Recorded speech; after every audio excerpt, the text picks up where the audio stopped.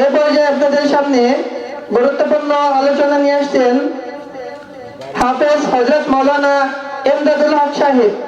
হাফেজ হযরত মাওলানা ইমদাদুল হক সাহেব, মতিঝিল, ঢাকা। হযরতকে তার মূল্যবান নসিহত পেশ করার জন্য অনুরোধ জানাচ্ছি।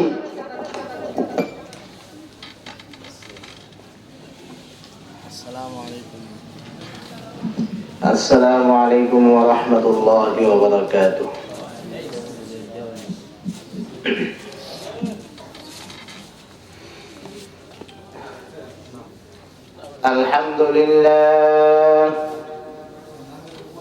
আলহামদুলিল্লাহ নাহমাদুহু ওয়া নাস্তাঈনুহু ওয়া নাস্তাগফিরুহু ওয়া নু'মিনু বিহি ওয়া নাতাওয়াক্কালু আলাইহি ونعوذ بالله من شرور أنفسنا ومن سيئات أعمالنا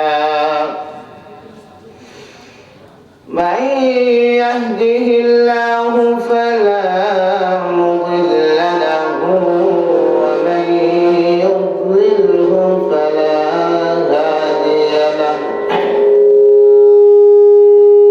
ونشهد أن لا إله إلا الله وحده لا شريك له ونشهد أن سيدنا وسندنا وحبيبنا وحبيب قلوبنا وطبيبنا وطبيب قلوبنا ومولانا محمد صلى الله عليه وعلى آله وأصحابه وبارك وسلم تسليما كثيرا.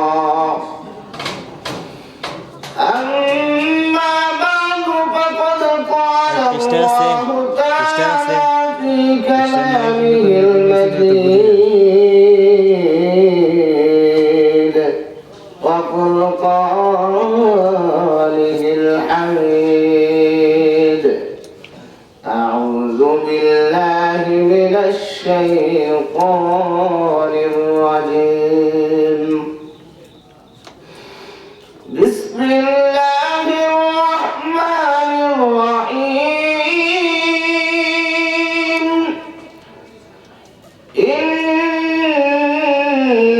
الله وملائكته يصلون على النبي يا أيها الذين آمنوا صلوا عليه وسلموا تسليما. بلغ العلا بكماله كشف الدجى بجماله حسنت جميع خصاله. صلوا عليه وآله. أطن سيحا يا كرنج مدرسة قد أفنى मरेंगे हम किताबों पर ورق होगा कफन अपना. بلغ العلا بجماله كشف الدجى بجماله حسنت جميع خصاله. صلوا عليه وآله. صدق الله العظيم.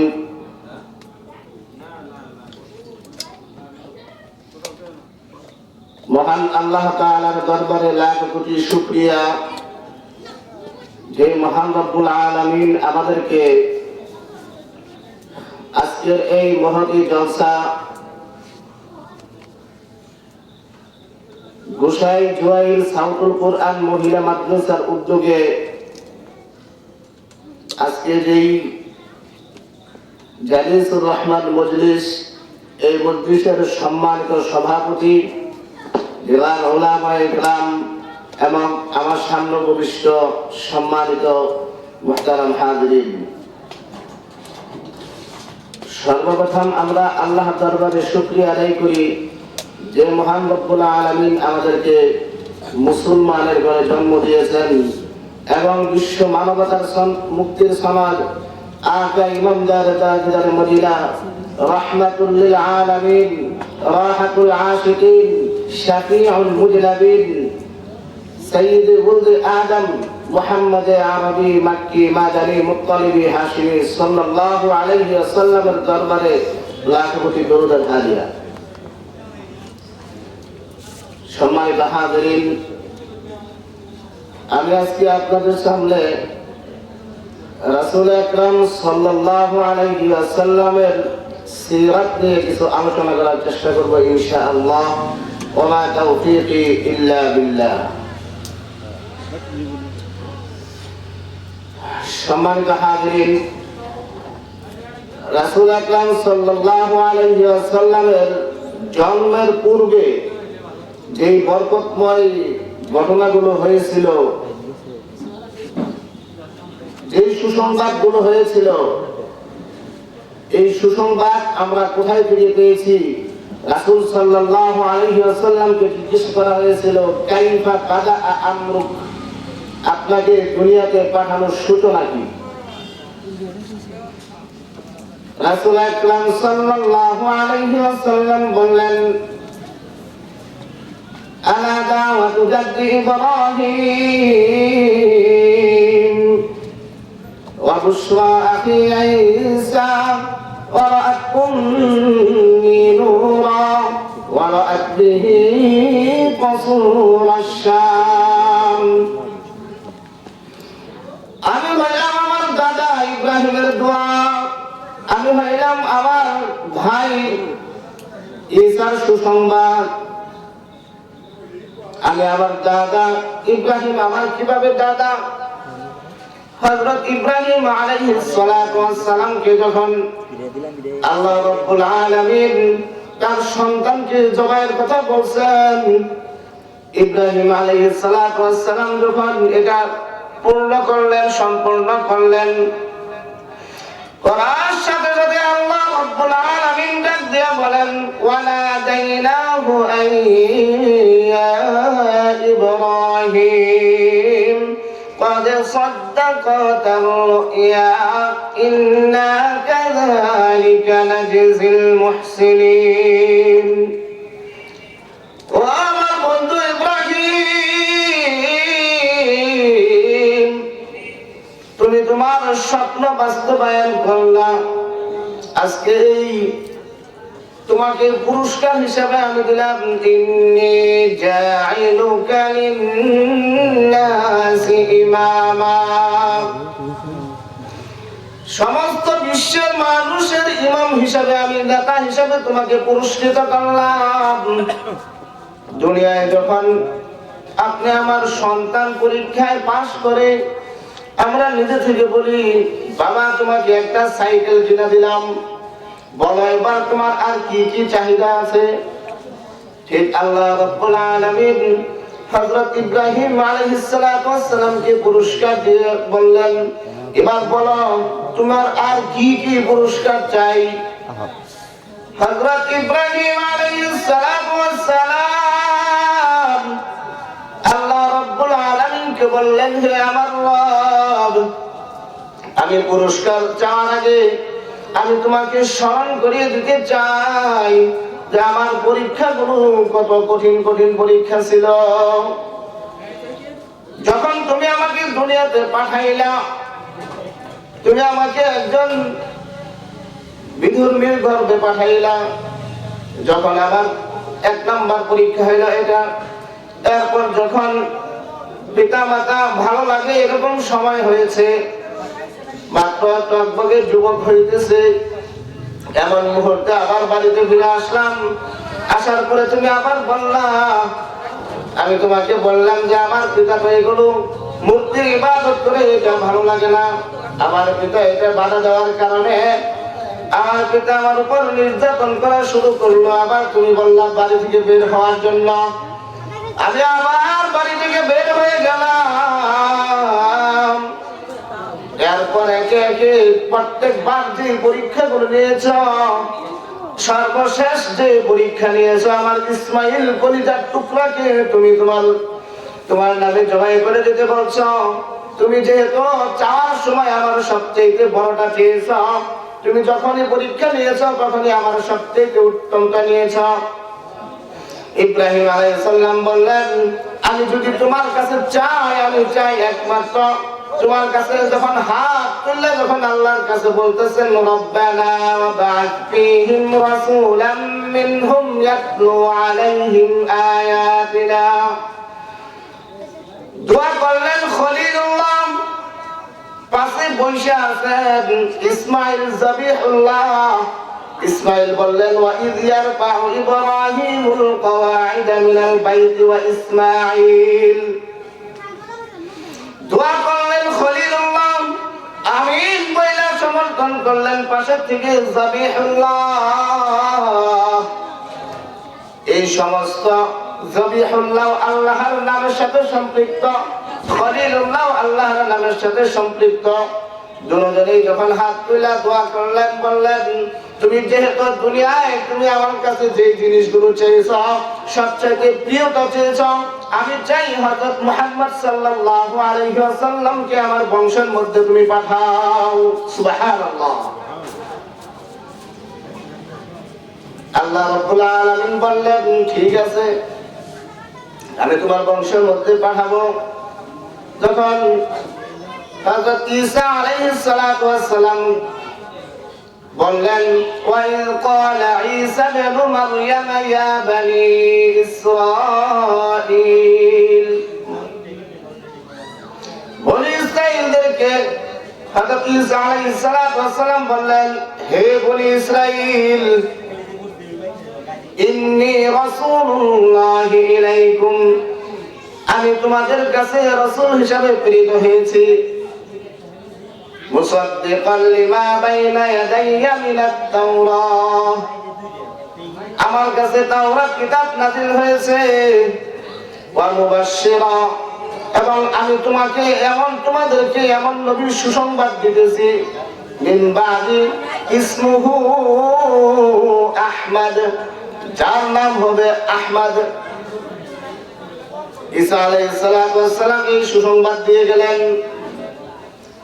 এরপর যখন হযরত মুহাম্মদ সাল্লাল্লাহু আলাইহি ওয়াসাল্লাম আমেনার গর্ভে আসলেন, যে রাত্রিতে আমেনার গর্ভে আসছে, এই রাত্রিতে হযরত আমেনা দেখেছে, স্বপ্ন দেখে যে আমার একটি এমন বরকতময় সন্তান হইতেছে, সন্তান আসতেছে, যেই সন্তানের নাম হবে আহমদ। ওই একই রাত্রিতে মুহাম্মদ সাল্লাল্লাহু আলাইহি ওয়াসাল্লামের পিতা আব্দুল্লাহ স্বপ্ন দেখলেন যে আজকে তোমাকে এমন একটি সন্তান দেওয়া হবে, ওই সন্তানের নাম রাখবা তুমি মুহাম্মদ। দুজনেই সকালবেলা এসে বলতেছে, আমি তো আজকে স্বপ্ন দেখলাম, আল্লাহ তাআলা আমাকে স্বপ্নে দেখাইলো এটা। ওনার কাছে বলতেছে, উনি ওনার কাছে বলতেছে, এই বরকত শুরু হয়ে গেল।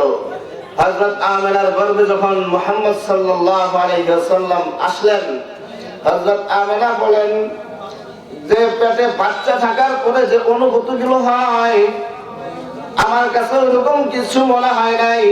কূপে যখন পানি আনতে যাইতাম, কূপ থেকে একাই উপরে পানি উঠে যাইত, এবং মক্কার যারা পানি আনতে যাইত তারা আমাকে ডাইকা নিয়ে যাইত, আসো আমেনা তুমি আসলে তো পানি উপরে উঠে যায়।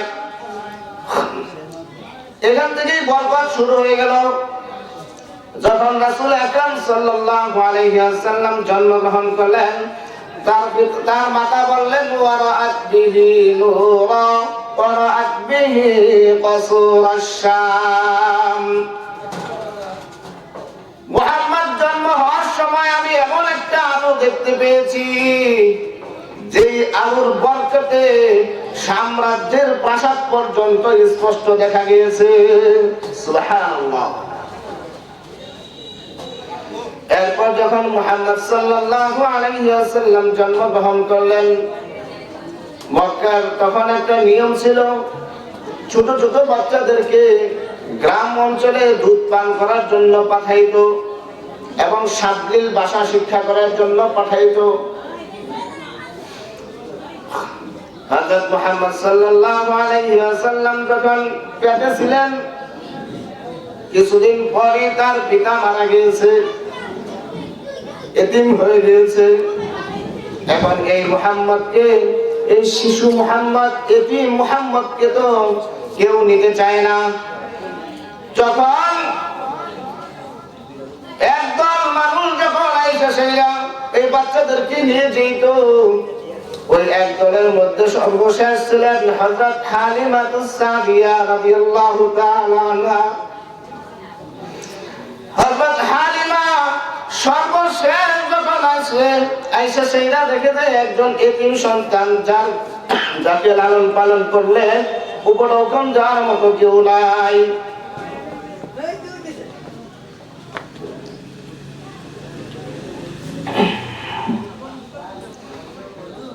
সবাই দেখে সেটা চলে যায়। হযরত হালিমা বললেন, হালিমার কোলে একটা সন্তান ছিল, যার নাম ছিল আব্দুল্লাহ। এদিক দিয়ে তার কোলে এক সন্তান, এদিক দিয়ে পুরা দেশের মধ্যে তখন অভাব শুরু হয়ে গেছে। এই অভাবের কারণে আরেকটা বাচ্চা নিতে আসছে, তার মুখে দুধ নাই, কিন্তু তারপরেও অভাবের কারণে বাচ্চা আরেকটা নিতে আসছে। সকলেই যখন চলে গেছে, হযরত হালিমা বলেন, আমরা একেবারে খালি হাতে কিভাবে যাই, চলো আমরা, তার স্বামীকে বলতেছেন চলো আমরা এই শিশু বাচ্চাটিকে নিয়ে যাই। যখন ওই শিশু হযরত মুহাম্মদ সাল্লাল্লাহু আলাইহি ওয়াসাল্লামকে হালিমা সাদিয়া নিলেন, নেওয়ার পরে হালিমা সাদিয়ার স্বামী ওই বুরাকের উপর, যেই ঘোড়া দিয়ে আসছিল, ওই ঘোড়ার উপর উল্টে বসে বলছে, তুমি পিছনে তাকে নিয়ে বসো। যেই উল্টে বসার সাথে সাথে ঘোড়া দাঁড়ার থেকে শুয়ে যায়, বলতেছে ঠিক আছে তুমি নামো। নামার পরে আবার শুয়ে যায়, সে উঠলেই বারবার শুয়ে যায়। এরকম যখন বারবার ঘটনা শুরু হয়ে গেছে, হযরত হালিমা বললেন ঠিক আছে তুমি নামো, আমি উল্টে দেখি, এরপরে তুমি পিছনে বসো। যখন উল্টে সেইটা তার স্বামীকে পিছিয়ে বসাইলেন, সঙ্গে সঙ্গে ঘোড়া চলতে শুরু করলো।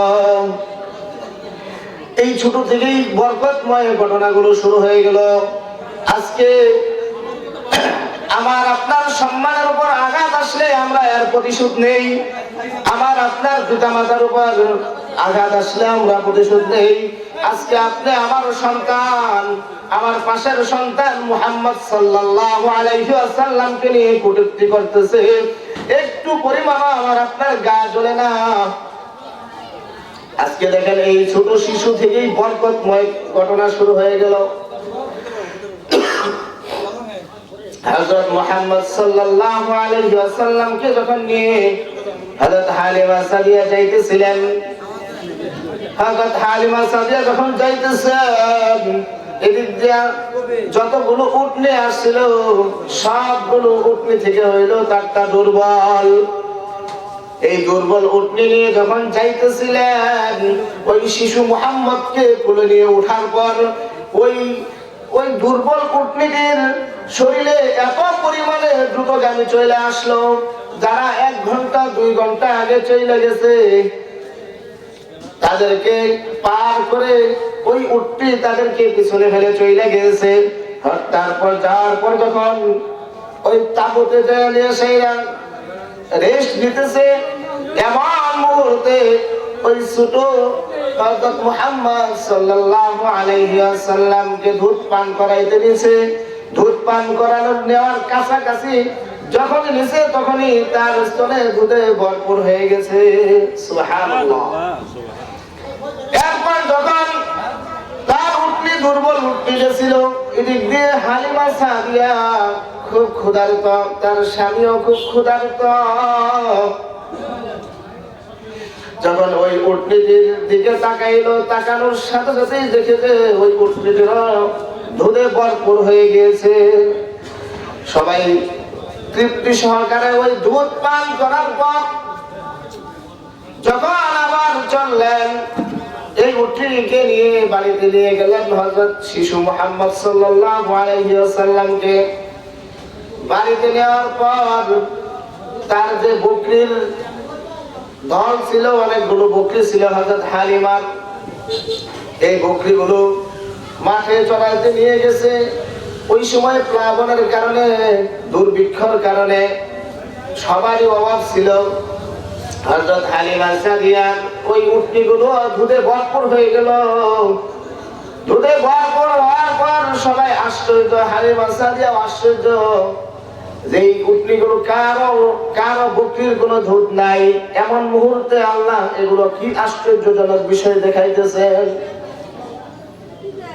আশেপাশের সকলেই যখন দেখলো হযরত হালিমা সাদিয়ার বকরিগুলো শুধু দুধে ভরপুর হয়ে আসে, মাঠে চড়াইলেই সবাই মিলে পরামর্শ করলো। এই রাখালদেরকে বলতেছে, এই তোমরা অন্য মাঠে আর বকরি চড়াইতে দিবা না, হালিমা সাদিয়ার বকরি যেখানে চড়াইতে নাই তোমরা ওই মাঠে নিয়ে যাবা। সবাই ওই মাঠে নিয়ে গেছে। নিয়ে যাওয়ার পর দিন শেষে যখন ওই বকরিগুলো ফিরে আসতেছে, কিন্তু দেখা যায় শুধু হালিমা সাদিয়ার ওই বকরিগুলোই একমাত্র দুধে ভরা, আর কোনো বকরিগুলোর কোনো দুধ নাই। বরকত শুরু হয়ে গেছে। একদিন রাসূল বললেন, 4 বছর অথবা 5 বছর এরকম বয়স, বললেন যে আমার ভাই যে আব্দুল্লাহ আছে, দুধ ভাই, এই আব্দুল্লাহ যে প্রতিদিনই যায় মাঠে, আজকে আমাকে নিয়ে যেতে বলেন তার মাকে, দুধ মা হালিমাকে বলতেছে। দুধ মা হালিমাকে বললে, ঠিক আছে তুমি যাও। তার ভাই আব্দুল্লাহর সাথে, দুধ ভাই আব্দুল্লাহর সাথে শিশু মুহাম্মদকে পাঠাইলেন। পাঠানোর পরে যখন বকরি চড়াইতেছে, বকরি চড়ানোর মধ্যে মাঠে হঠাৎ করে 2 জন সাদা কাপড় পরিহিত ব্যক্তি আসছে। আয়েশা সেইরা মুহাম্মদকে শোয়াইছে, শোয়া সেইরা তার বুক চিরে ফেলছে। তার ভাই আব্দুল্লাহ দেখে ঘাবড়িয়ে গেলেন। যায়া সেইরা বললেন, ও আমার মা, আজকে মুহাম্মদকে আপনি আমার সাথে দিয়েছেন, আমি মাঠে নিয়ে গেছি, কিন্তু 2 জন সাদা কাপড় পরিহিত ব্যক্তি আইসা মুহাম্মদকে শোয়াইয়া তার বুক চিরে ফেলছে। শুইনা সঙ্গে সঙ্গে মন ঘাবড়াইয়া স্বামীকে বলে, ও স্বামী চলো চলো মাঠের দিকে যায় দেখি কি হয়েছে। যখন মাঠে স্বামীকে নিয়ে গেছে, যাইয়া সেইরা দেখে যে মুহাম্মদ জীর্ণ শীর্ণ হয়ে লাল বর্ণ হয়ে বসে আছে। বলতেছে, বাবা তোমার কি হয়েছে, তোমার কি হয়েছে? বললেন যে আমার কাছে 2 জন সাদা কাপড় পরিহিত ব্যক্তি আইসে সেইরা আমাকে শোয়াই আসে, আমার বুককে চিরে ফেলছে। ওই 2 জন লোক ছিলেন ফেরেশতা।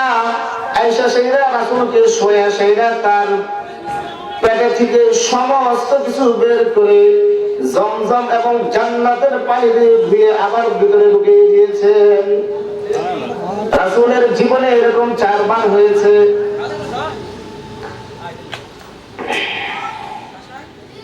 কয়বার হয়েছে? 4 বার এরকম হয়েছে। যখন 6 বছর উপনীত হয়েছে, ওই হালিমা সাদিয়া তাকে দেখে সেইরা, এই আশ্চর্য ঘটনা দেখে সেইরা, তখন ওই দেশের একজন গণক ছিল যে দেখে বলতে পারতো এই লোকটাকে।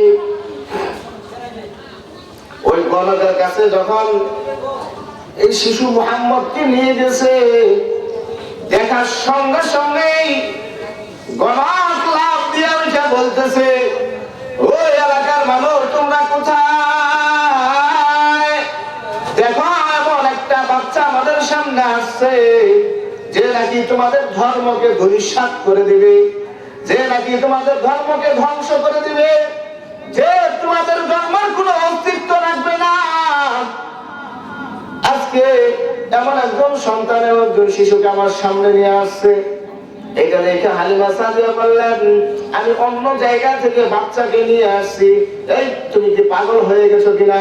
তার কাছে নিয়ে চুর করে নিয়ে তার মা আমেনার কাছে নিয়ে ফেরত দিয়ে বললেন যে তোমার সন্তানকে নেওয়ার পরে আজ পর্যন্ত এই সমস্ত ঘটনাগুলো হয়েছে।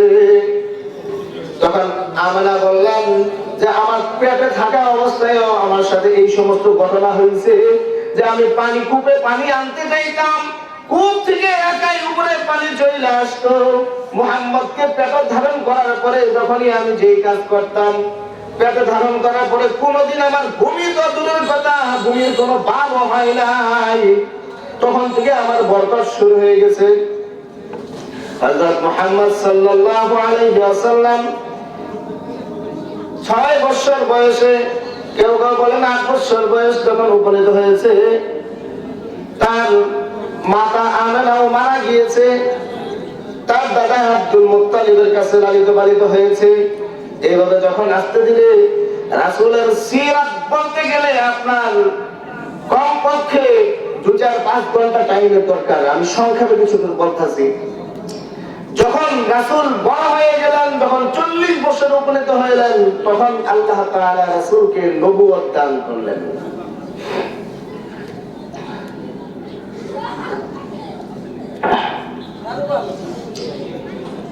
নবুয়ত দান করলেন এবং রাসূল আকরাম সাল্লাল্লাহু আলাইহি ওয়াসাল্লাম প্রত্যেকদিন হেরা গুহাতে, যারা হজ করতে হাজী সাহেব গিয়েছেন দেখবেন হেরা গুহাটা কত উঁচু স্থান। এখন তো পরিষ্কার করে রাখছে, তখন এমন একটা জায়গা ছিল যে যেখানে নির্জন, একেবারে নির্জন। আপনি আমি আজকে মানুষ একটা নির্জন জায়গায় যদি আপনাকে আমাকে রাইখে আসা হয়, তাহলে কিন্তু আমরা ভয়ে একেবারে অন্যরকম হয়ে যাব। কেউ কেউ ভয়ে তার হাত বাড়ি দিয়ে সে মারাও যায়। যখন মুহাম্মদ সাল্লাল্লাহু আলাইহি ওয়াসাল্লাম ওই হেরা গুহায় নির্জনাবাস করেন, দিনকে দিন নির্জনাবাস করার পরে একদিন আল্লাহ রাব্বুল আলামিন জিবরাইলকে পাঠাইলেন, যাও তুমি আসমান এবং জমিনের মাঝখানের জায়গা মধ্যে ঝুলন্ত অবস্থায় তুমি বলবা, ইয়া রাসূলুল্লাহ, হে মুহাম্মদ, ইয়া মুহাম্মদ, বলবা তুমি যদি হঠাৎ করে আমার নবীর কাছে যাও, আমার নবী তো ভয়ে আতঙ্ক হয়ে যাবে। বলার পরে রাসূল হঠাৎ করে ভয় পেয়ে গেলেন, কে আমাকে ডাকতেছে, তাও আবার আসমানের মধ্যে, আসমান এবং জমিনের মাঝখানে শূন্য অবস্থায় বসা। ডাক দেওয়ার পরে রাসূলের গায়ে ভয়ে এমন জ্বর আসছে, যাই আসে না খাদিজাকে বললেন, ও বিবি, তুমি আমাকে চাদর দিয়ে দেখো, কম্বল দিয়ে দেখো, তুমি আমাকে একটা চাদর দাও, একটা কম্বল দাও, আমার তো অনেক শীত লাগতেছে। বলার পরে যখন খাদিজা বের করে দিলেন, পরের দিন আবার আসলেন হেরা গুহায় রাসূল সাল্লাল্লাহু আলাইহি ওয়াসাল্লাম। চাদর পরে আসার পরে আসমান থেকে আবার ডাকতেছে, জাম্মিলুনি জাম্মিলুনি ইয়া আইয়ুহাল মুজাম্মিল। আসমান এবং জমিনের মাঝখানে শূন্য একটা জায়গায় বসে ডাকতেছে, ইয়া আইয়ুহাল মুজাম্মিল, হে চাদর পরিহিত ব্যক্তি। তখন আবার ভয় পেয়ে গেলেন, কি আশ্চর্য, আগের দিন আমাকে এইভাবে ডাকলো, আজকে আমি চাদর পরে আসছি আমাকে ডাকতেছে জাম্মিলুনি, ইয়া আইয়ুহাল মুজাম্মিল, ইয়া আইয়ুহাল মুদাসসির করে ডাকতেছে। রাসূল আবার ভয়ে আতঙ্ক হয়ে গেলেন। কিছুদিন পর যখন আল্লাহ রাব্বুল আলামিন হযরত জিবরাইল আলাইহিস সালাতু ওয়াস সালামকে পাঠাইলেন, যে আমার হাবিব, যাকে সৃষ্টি না করলে আমি দুনিয়া সৃষ্টি করতাম না, আজকে এই বিশ্বের মাঝে যুবক দল নবীকে নিয়ে কটূক্তি করে,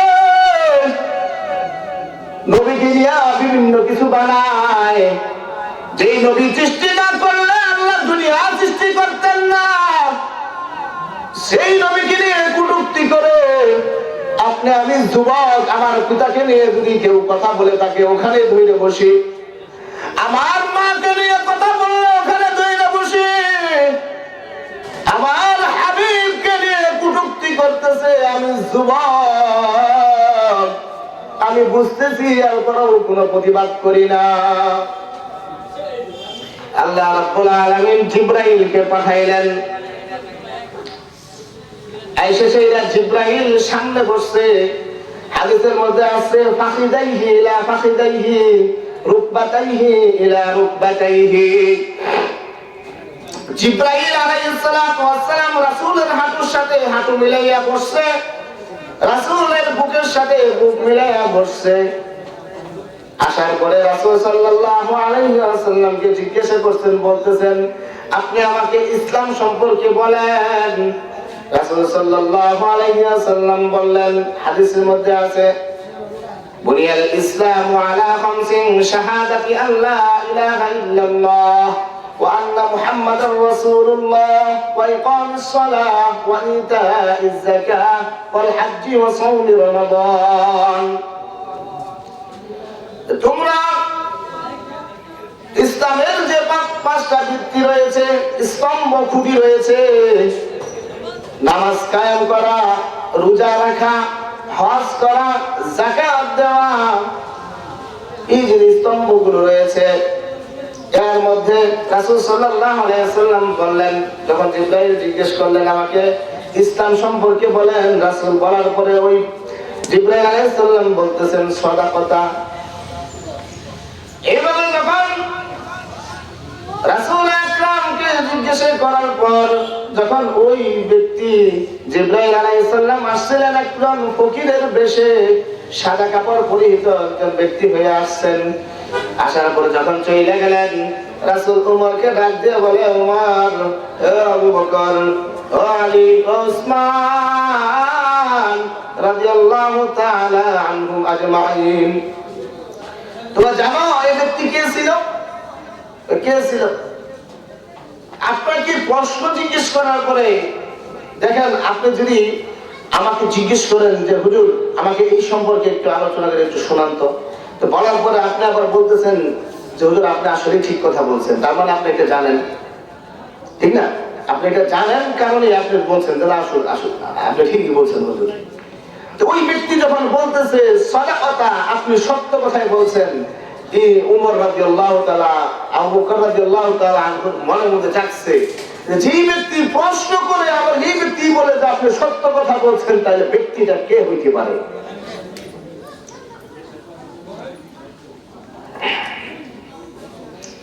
পরে বললেন এই ব্যক্তি অন্য কেউ নয়, এই ব্যক্তি হলেন হযরত জিবরাইল। এরপর যখন রাসূল আকরাম সাল্লাল্লাহু আলাইহি ওয়াসাল্লামের কাছে জিবরাইল আয়েশা বললেন, সামনে আয়েশা বলতেছেন ইকরা, রাসূল উত্তরে বলছেন মা আনা বিকারি, আবার বলছেন ইকরা, পড়ো তোমার প্রভুর নামে।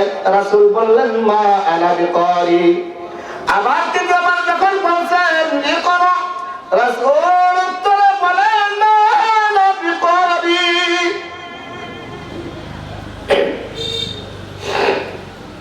আমি পড়তে জানি না। জিবরাইল আলাইহিস সালাম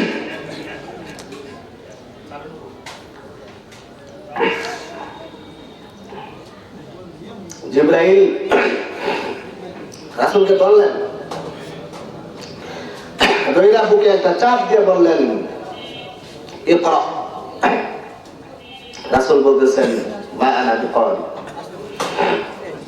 আবার চাপ দিলেন, আবার বললেন ইকরা। রাসূল বললেন মা আনা বিকারি, আমি পড়তে জানি না। তৃতীয়বার যখন চাপ দিয়েছে তখন রাসূল বললেন ইকরা বিসমি রাব্বিকাল্লাযী খালাক। আর জিবরাইল আলাইহিস সালাম চলে গেছে। চলে যাওয়ার পরে এখন রাসূল তো খালি বারবার মুখ নাড়াচাড়া করে। আল্লাহ আবার আরেকটা আয়াত নাযিল করছেন, লা তুহাররিক বিহি লিসানাকা লিতাজালা বিহি। তো তারা আপনার অন্তরের মধ্যে, আপনার কলবের মধ্যে কোরআন শরীফকে বসায় দেওয়ার দায়িত্ব হইল আমার। তাড়াহুড়া করিলেন না, লা লিতুহাররিক বিহি লিসানাক, আপনার জিহ্বাকে আপনি তাড়াহুড়া করিলেন না, বারবার নাড়াচাড়া করিলেন না। হযরত জিবরাইল আলাইহিস সালাতু ওয়াস সালাম এইভাবে রাসূলুল্লাহ সাল্লাল্লাহু আলাইহি ওয়াসাল্লামের কাছে আসছেন। প্রত্যেকবার আসার সময় তার স্ত্রী সবচেয়ে মুহাব্বতের যিনি ছিলেন হযরত আয়েশা সিদ্দিকা রাদিয়াল্লাহু তাআলা আনহা, উনি বলেন যে রাসূলের কাছে, নবীর কাছে যখন ওহী আসতো আমার কাছে মনে হইতো একবার রাসূল আমার উরুতে মাথা রাখছেন, এমন মুহূর্তে ওহী নাযিল হইতেছে, মনে হইতেছে আমার মাথা, আমার উরুতে প্রায় দুই চার মন একটা জিনিস দেওয়া হয়েছে, যার ভার আমি নিতে পারতেছি না। ওহী আসার সময় এরকম হইতো। রাসূল আকরাম সাল্লাল্লাহু আলাইহি ওয়াসাল্লামের কাছে আবার ওহী আসছে, ওহী আসার পরে বলতেছেন আল্লাহ লা তুহাররিক বিহি লিসানাকা লিতাজালা বিহি ইন্না আলাইনা জামআহু ওয়া কুরআনা। আপনার জিহ্বাকে বারবার না চড়ার দরকার নাই, আপনার অন্তরের মধ্যে আমি কোরআনকে জমা করে দিব, কোরআনকে একত্র করে দিব। এরপর যখন পর্যায়ক্রমে আস্তে ধীরে ধীরে ধীরে ধীরে দীর্ঘ 23 বছরে রাসূল আকরাম সাল্লাল্লাহু আলাইহি ওয়াসাল্লামের উপর কোরআন নাযিল হয়েছে।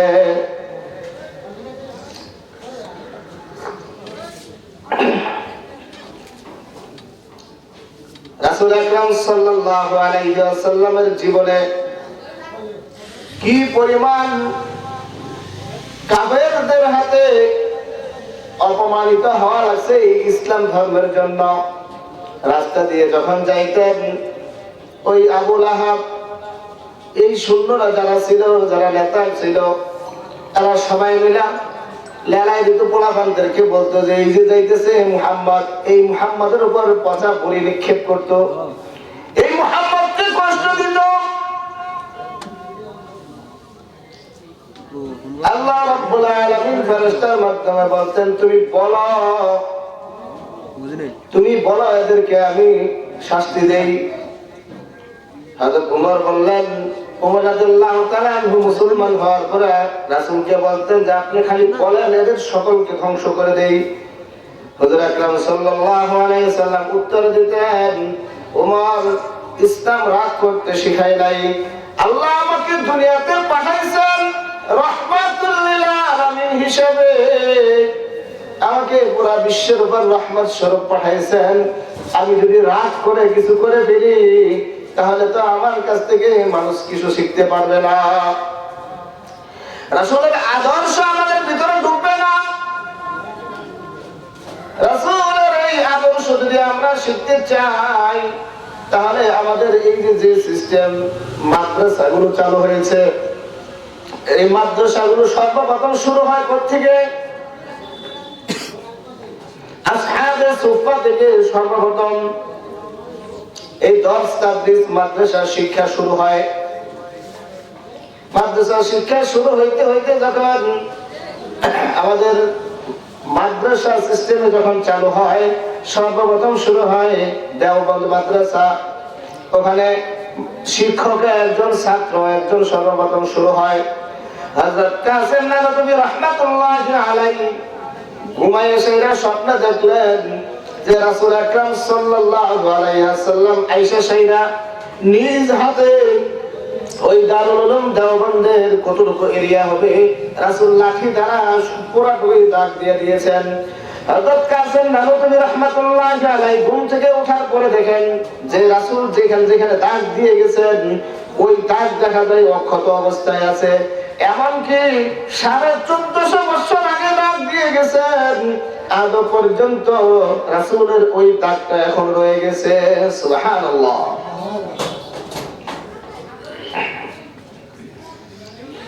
এই মাদ্রাসাগুলো আপনারা যে আসছেন এই মাদ্রাসাগুলো শুধু কি মানে আপনি আমি পুরুষ যারা আছে এরাই শিখবো এলেন, এরাই রাসূলের উম্মত? আপনার সন্তানের ভিতরে যখন দিন ঢুকবে, আল্লাহ বলতেছেন কি وَقَضَى رَبُّكَ أَلَّا تَعْبُدُوا إِلَّا إِيَّاهُ وَبِالْوَالِدَيْنِ إِحْسَانًا وَبِالْوَالِدَيْنِ إِحْسَانًا আল্লাহ তাআলা বলেন এই আয়াতের মধ্যে যে তোমাদের পিতা মাতারা যেরকম তোমাদের উপর ইহসান করেছেন, দরদ দেখিয়েছেন, ফালা তাকুল লাহুমা উফিন ওয়ালা তানহারহুমা, তুমি জানো জানিয়ে রাখো যে এই ব্যক্তিদেরকে তুমি তোমার পিতা মাতাকে যদি কষ্ট দাও, তোমার পিতা মাতাকে যদি তুমি কষ্ট দাও, এই কষ্ট পায় সেইটা যদি তারা তাদের দুঃখ প্রকাশ করে, আমার সন্তান আমাকে একেবারে মেরে ফেলছে, মানুষের সামনে আমাকে অপমান করছে, আমার সন্তান আজকে গাঁজাখুর হয়ে গেছে, মানুষকে মুখ দেখাইতে পারি না, আমার সন্তান এমন মানুষের সাথে চলে আমি কাউকে মুখ দেখাইতে পারি না, এই সব কিছু থেকে যদি বিরত থাকতে চান তাহলে আজকে এই মাদ্রাসাগুলোতে আপনার সন্তান দিতেই হবে অবশ্যই।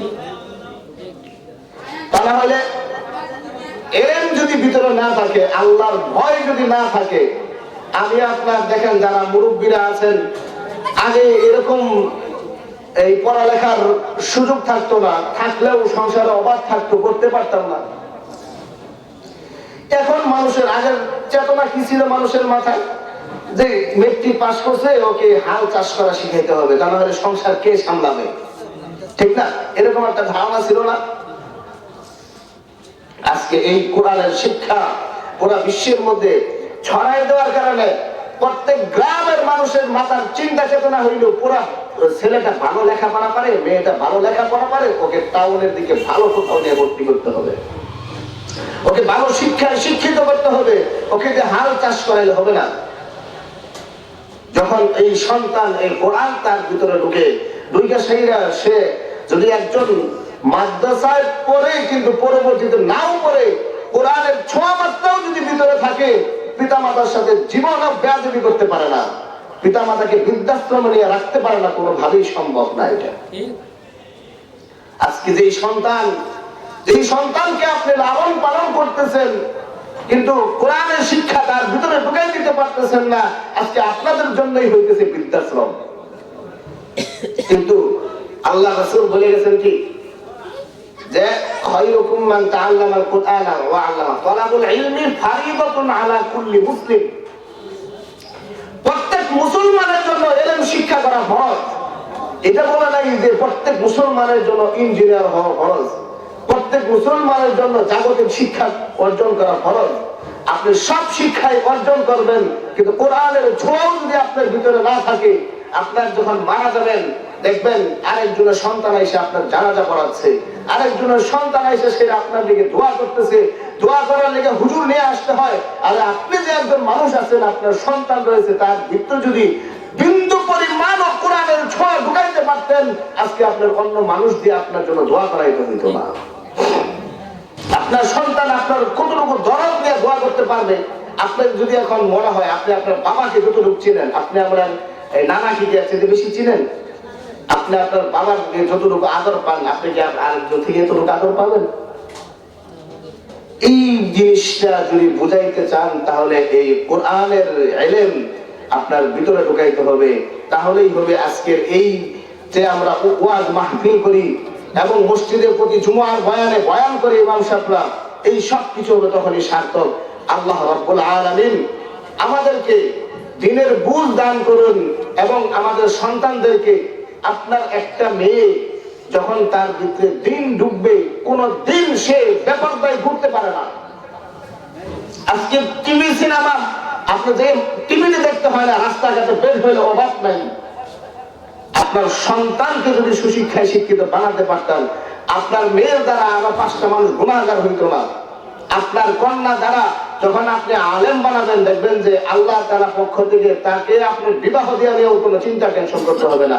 কেন? একজন আলেমকে বিবাহ করার জন্য বহুত মানুষ আছে, ভালো ভালো ফ্যামিলির প্রস্তাব আসতেছে। যখন এগুলো দেখতে পাবেন তখন আপনি বুঝবেন যে আসলে আপনি আপনার সন্তানকে যে এই মাদ্রাসায় পড়াইয়া সেইরা আপনি দেখছেন যে এখানে একটা ছোট মাদ্রাসা পড়াইলে এখানে বড় কিছু হবে। যখন দেখলেন যে সবার সামনে আপনার মেয়েটাই সবচেয়ে খুব আনন্দে আছে, আপনার মেয়ের ঘর সংসার খুব সুন্দর হয়েছে, তার প্রজন্ম থেকে তার থেকে যে সন্তানগুলো হবে তার চেতনা থাকবে যে তাকে আলেম বানাবো, শাইখুল হাদিস বানাবো, তাকে বানাবো আহমদ শফি সাহেব বানাবো তাকে। এই সমস্ত চিন্তা চেতনা আল্লাহ রাব্বুল আলামিন আমাদের মাথায় আনার জন্য এবং সন্তানদেরকে সুশিক্ষায় শিক্ষিত করার জন্য সকল উম্মতি মুহাম্মদী ভাই বোনদেরকে তৌফিক দান করুন। সকলে বলেন আল্লাহুম্মা আমিন। ওয়া আখিরু দাওয়ানা আলহামদুলিল্লাহি রাব্বিল আলামিন।